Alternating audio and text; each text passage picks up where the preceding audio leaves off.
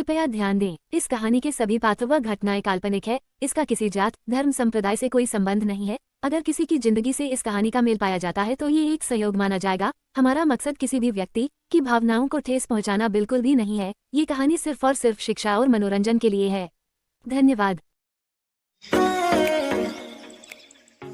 रात में जब वो अपने कमरे में आई तो सोचने लगी वो खुद अपने पति से बात करेगी। रात में पति के आने पर जब उसने कुछ कहने की कोशिश की तो उसके पति ने अनसुना कर दिया। जो कहना सुनना है दिन में कहना, और फिर उसकी भावनाओं को, उसकी रही सही उम्मीद को बुरी तरह कुचल डाला। उस दिन उसका बचा खुचा विश्वास भी खत्म हो गया। 2 दिन में ही उसके चेहरे की सारी रौनक गायब हो गई थी। उसके पति बिना कोई बात किए करवट लेकर सो गए और वो सारी रात अपने सपनों के टूटने पर आंसू बहाती रही। सुबह के टाइम आंख लगी ही थी कि सासू जी गेट खटखटा दिया और गुस्से में कहने लगी, कहा था कि टाइम से उठना। तुम्हारी माँ ने क्या बड़ों का कहना मानना नहीं सिखाया। वो कुछ नहीं बोली और होने चली गई। चुपचाप तैयार सारे मेहमान जा चुके थे। वो बैठी हुई थी, तभी उसे अपनी सास की आवाज़ सुनाई दी, कैसे लोग मिले हमें? इसके बाप ने हमारे 50,000 रुपये कम कर दिए। तभी उसके चाचा ससुर बोले, अब क्या करते? वो रोने गिड़गिड़ाने लगे तो हमने भी छोड़ दिए। ससुराल में संयुक्त परिवार था, काफ़ी बड़ी फैमिली थी। उसके ससुर बड़े थे लेकिन घर में चाचा ससुर और चाची का मालिकाना चलता था। उसने कमरे में जाकर अपने पापा को फ़ोन लगाया और उनसे पूछा कि आपने ऐसा किया है? तो वो बोले, बिल्कुल नहीं, बल्कि हमने तो उन्हें और ज़्यादा ही दिए हैं। जो भी उन्होंने मांगा हमने दूना ही दिया। उसने पूछा, आपने किसे पैसे दिए? तो उसके पापा बोले, तुम्हारे चाचा ससुर को। वो बोली, लेकिन वो तो कह रहे हैं कि हमने नहीं लिए। तो उसके पापा बोले, नहीं, हमने सारे पैसे उन्हीं को दिए। सुनकर उसे बड़ा झटका सा लगा। वो समझ नहीं पा रही थी कि जब उसके पापा ने रुपए दिए हैं तो उसके चाचा ससुर झूठ क्यों बोल रहे हैं। जो भी आता यही कहता कि इतना तो पूरे पड़ोस में किसी को नहीं मिला जितना ये बहू लेकर आई है। लेकिन जाने क्यों फिर भी उन सब के मुंह फूले ही रहते। रात में जब उसने हिम्मत करके ये बात अपने पति से कहने की कोशिश की तो वो बोले, तुझे आए अभी 4 दिन भी नहीं हुए और मुझे मेरे घरवालों के खिलाफ भड़काने लगी। उस दिन से उसने कुछ भी नहीं कहा, लेकिन उसके मन में हमेशा यही सवाल घूमता रहता कि बाकी लोगों का तो फिर भी समझ आ रहा है, लेकिन पति की उसके प्रति इस बेरुखी का कारण क्या है? क्यों वो उसके साथ इतने परायपन से व्यवहार कर रहे हैं? वो पूछना चाहती थी लेकिन उसके पति उसे न तो पूछने का मौका दे रहे थे और न ही कोई जवाब। अगले दिन पगफेरे की रस्म थी। उसका भाई उसे लेने आया और साथ में ढेरों महंगे तोहफे। घर में सभी के लिए महंगे महंगे तोहफे लाया, जिसे देखकर उसकी सास बोली, इसकी क्या जरूरत थी? लेकिन सही है, बहन के घर कभी खाली हाथ नहीं आया जाता। वो मायके जाने की तैयारी करने लगी और पति का इंतजार भी। सोचा जाते समय मिलने तो आएगी, लेकिन जाने का समय हो गया और उसके पति उसके पास नहीं आए। जब वो बाहर निकली तो देखा वहीं बगल के कमरे में उसके पति सो रहे थे या सोने का बहाना कर रहे थे, नहीं जानती थी।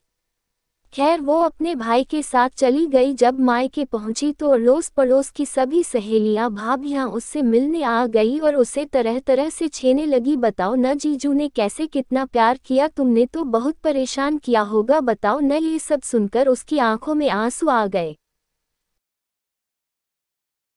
जिन्हें उसने बड़ी मुश्किल से छिपाया और बड़ी कोशिश के बाद मुस्कुराते हुए बस इतना कहा कि इतना किया कि जीवन भर नहीं भूलेगी। जो लड़की किसी के आंसू देखकर कहती थी, हे तैर, आज उन्हीं आंसुओं से उसकी आंखें भरी थी। कुछ दिन ही हुए थे कि ससुराल से बुलावा आ गया और उसके ससुर और देवर उसे लेने आ गए। जाते समय फिर उसके मम्मी पापा ने उसे और उसके घरवालों के लिए ढेरों तोहफे दिए। जब शाम को वो ससुराल पहुंची तो हर जगह उसकी नजरें पति को देख रही थी, लेकिन उनका कहीं पता नहीं था। रात में उसके पति आए। वो सोच रही थी कि उसका हाल चाल पूछेंगे, लेकिन नहीं, पहले दिन की तरह ही उनका बिहेव था। वो रोना चाह रही थी बहुत, लेकिन नहीं रो पा रही थी। हाँ, लेकिन उसका दिल जरूर बहुत रो रहा था, जिसकी आवाज़ सिर्फ वही सुन पा रही थी। सारी रात वो सिसकती रही हालत पर, अपनी किस्मत पर। अगले दिन उसके पति अपनी ड्यूटी पर चले गए। वो बहुत ही अकेलापन महसूस कर रही थी। वैसे भी उसके पति उसके साथ होकर भी उसके साथ नहीं रहे। वो इस नए हालात में खुद को ढालना की कोशिश कर रही थी, लेकिन रात की तन्हाई, टूटे सपने और दिल का सूनापन उसे चैन नहीं लेने दे रहा था।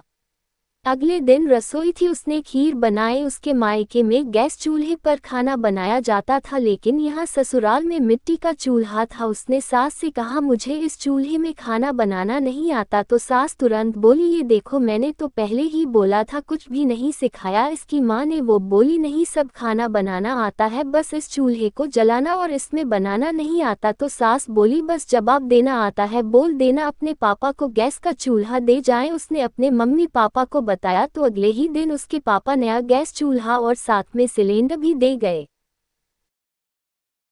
लेकिन जब अगले दिन वो खाना बनाने लगी तो सास बोली कि गैस चूल्हे में खाना मत बनाना, हमारे घर में सभी मिट्टी के चूल्हे का बना खाना खाते हैं, इसीलिए इसी में बनाओ।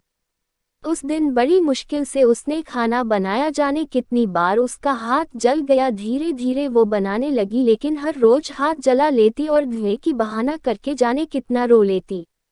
बड़ा परिवार था तो सारा काम खत्म करते करते दोपहर हो जाती। सुबह कुछ खा नहीं सकती थी, क्योंकि नियम था, पहले बड़े खाना खाते थे और बहू बाद में। शुरू में भूख लगने पर एक दो बार खा लिया तो सास ने बहुत गुस्सा किया कि घर के बड़ों ने खाना नहीं खाया और इसका खाना शुरू हो गया। उस दिन से वो सबके बाद खाने लगी थी। कुछ दिनों से वो काम खत्म करके खाने बैठती थी। कभी रोटियां कम मिलती तो कभी सब्जी खत्म मिलती, जबकि वो हमेशा एक दो लोगों का ज़्यादा ही खाना बनाती, लेकिन फिर भी कम पड़ जाता। और फिर दूध और घी भी खत्म होने लगा। वो हमेशा भूखी रह जाती। एक दिन जल्दी काम खत्म हो गया, वो साइड में थी, उसने देखा उसकी सास और नंद रोटियां, घी और दूध छुपा रही थी। सास नंद से कह रही थी, जल्दी करो, वो आ न जाए। ये देखकर उसे बड़ी तकलीफ हुई। उस दिन से उसने घी दूध खाना ही बंद कर दिया। रोटी सब्जी में जो होता खा लेती, नहीं तो अचार के साथ खा लेती। पति का फोन आता तो सास और नंद उसके पति से उसकी बहुत बुराई करती, कुछ काम नहीं करती, सारा दिन आराम करती है। ये सब सुनकर उसके पति उसे फोन पर ही बहुत गुस्सा करते। अगर कभी बीमार हो जाती तो सास नंद कहती कि काम न करने के ड्रामा है, औरतों में 36 गुण होते हैं। नंद तो हमेशा बात बात पर लेने के बहाने ढूंढा करती। वो रोज बिना गलती के सास नंद को मनाती, लेकिन फिर भी वो नाराज ही बनी रहती और पति का फोन आने पर उसके पति को उसके खिलाफ भड़काती रहती। वो बहुत अपनी बात कहने की कोशिश करती, लेकिन उसके पति उसकी एक नहीं सुनते। वो बुरी तरह से अंदर ही अंदर टूटती जा रही थी। मायके में बताकर अपने मम्मी पापा को दुखी नहीं करना चाहती थी, इसलिए उन्हें कभी कुछ नहीं बताती। फोन आता तो नॉर्मली बात करती, लेकिन अंदर से बहुत रोती। उसकी सास और नंद छुपकर उसकी बातें सुनती कि कहीं वो हमारी बुराई तो नहीं कर रही है। पति से बात करती तो भी छुपकर सुनती, जबकि पति से कभी प्यार भरी बातें नहीं होती। वो बात करते तो बातों में ज्यादातर गुस्सा और डांट होती। यूं ही कुछ महीने बीत गए। एक दिन उसके पति आ गए और उसे अपने साथ चलने को कहा। वो बहुत खुश हुई कि शायद मेरे पति को मेरे होने का एहसास हो गया है, मुझे चाहने लगे हैं, इसलिए मुझे लेने आए। वो खुशी खुशी अपना सामान पैक करने लगी। रास्ते में जाते समय बहुत खुश हो रही थी, सोच रही थी कि शायद अब सब सही हो जाएगा, लेकिन नहीं जानती थी कि ये तूफान आने के पहले वाली शांति थी। अभी तो उसके दर्द, उसके आंसुओं की इंतहा होना बाकी था। वो पहुंची और सब संवारने में बिजी हो गई। कुछ ही समय में उसने सब कुछ व्यवस्थित कर दिया और खुद को संवारने लगी। कितने दिनों के बाद आज आईने में उसने सही से अपना चेहरा देखा था। कितनी बेरीनेक हो गई थी, लेकिन कोई बात नहीं, शायद बुरा वक्त था, निकल गया, अब सब कुछ अच्छा होगा। बहुत अच्छे से तैयार हुई, अपनी पसंद की लिपस्टिक लगाए, आंखों में काजल, खनकती चूड़ियां। कुछ पल के लिए खुद को ही देखकर खुद ही शर्मा गई। शाम को जब बाहर से पति आए तो वो प्यार भरी मुस्कान लिए पति के पास गई। सोच रही थी उसके पति उसे देखते ही अपनी बाहों में भर लेगी, लेकिन ये क्या। जैसे ही उसके पति ने उसे देखा, गुस्से में बोले, इतना सज-धज कर किस आशिक से मिलने जा रही है। उसके अंदर जैसे छत्र से कुछ टूट गया, लेकिन खुद को संभाल कर बोली, आप ऐसा क्यों कह रहे हैं, मैं भला किससे मिलने जोगी, में तो किसी को अभी जानती तक नहीं।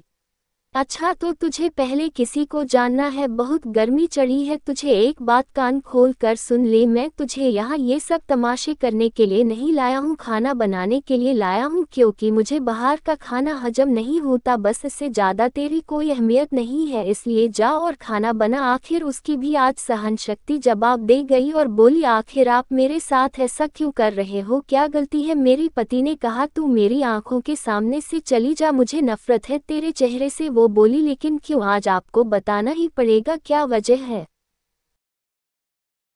आप क्यों मेरे साथ ऐसा कर रहे हो? पति ने कहा, जानना ही चाहती है तो सुन, मैं किसी और को चाहता था, उसी से शादी भी कर रहा था, लेकिन तेरी वजह से उसने कही और शादी कर ली और मैं उससे शादी नहीं कर पाया। नफरत करता हूँ मैं तुझसे, तेरे इस चेहरे से ऐसा लगा हजारों सुइयां किसी ने दिल में चुभी दी हो। किसी तरह खुद को संभाल कर बोली, तो इसमें मेरी क्या गलती है? मैंने कहा था क्या आपसे कि मुझसे आप शादी करो? पति ने कहा, तूने नहीं, तेरे बाप ने तो कहा था। वो क्यों आया था? न तेरा बाप आता, न मेरे पापा तुझे पसंद करते और न तेरे साथ मेरी शादी होती। तेरी वजह से मेरी उससे शादी नहीं हो पाई, तो इसकी सजा इसी तरह तुझे जिंदगी भर सहनी पड़ेगी। कभी तुझे मेरा प्यार नसीब नहीं होगा। अब जाओ और मेरा दिमाग और खराब मत कर। वो बोली, आप मेरे साथ ऐसा कैसे कर सकते हैं? बिना मेरी गलती के मुझे सजा क्यों दे रहे हैं? तू बोलना बंद नहीं करेगी? वो बोली, नहीं, जब तक आप बताएंगे नहीं कि किसी और की गलती की सजा आप मुझे कैसे दे सकते हैं।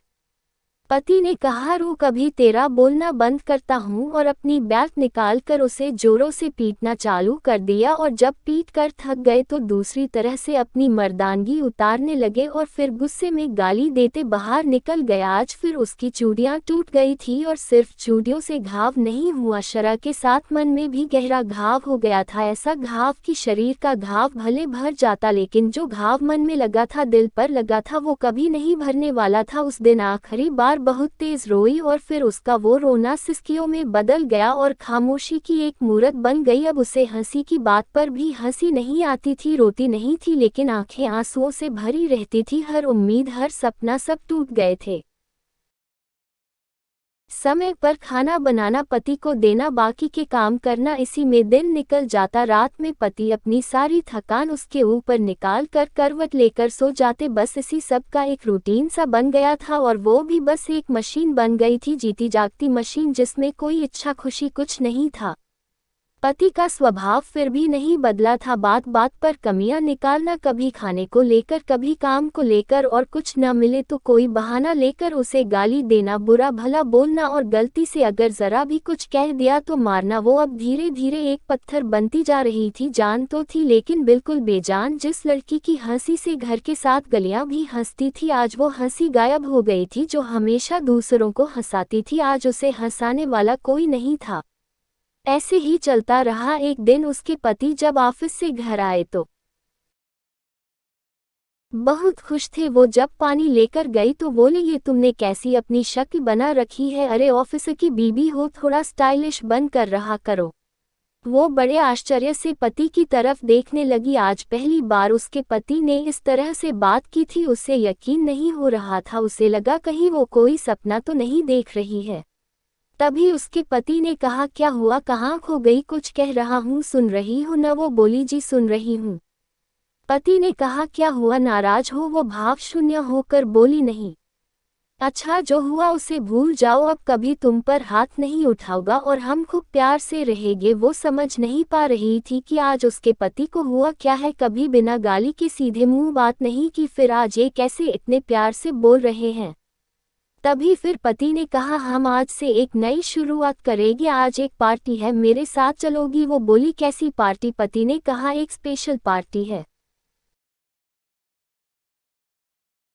पति और बीवियों की अदला बदली वाली पार्टी। जैसे ही उसने ये सुना, उसे बिजली जैसा झटका लगा। वो बोली, मुझे कहीं नहीं जाना, आपको जाना है, आप जाए। पति ने कहा, देखो, तुम्हारा पति हूँ, क्या मेरी खुशी के लिए इतना नहीं कर सकती हो? मैं अब कभी झगड़ा नहीं करूँगा, अब हम हमेशा प्यार से रहेंगे, लेकिन मेरे साथ चलो। उसका न दिल काम कर रहा था, न दिमाग, समझ नहीं पा रही थी क्या करे। पति का प्यार पाने के लिए अपना आत्मसम्मान खो दे, या फिर आत्मसम्मान की खातिर अपना पति? इधर पति भी हर तरह उसे मनाने की कोशिश कर रहे थे। आखिर में वो अपने पति की बातों में आ ही गई और पहली बार उसने दिमाग की बात सुनी। उसने सोचा कि अगर खुद को खोकर उसे पति का प्यार मिल रहा है तो यही सही, एक बार और किस्मत को आजमा कर देखती हूँ।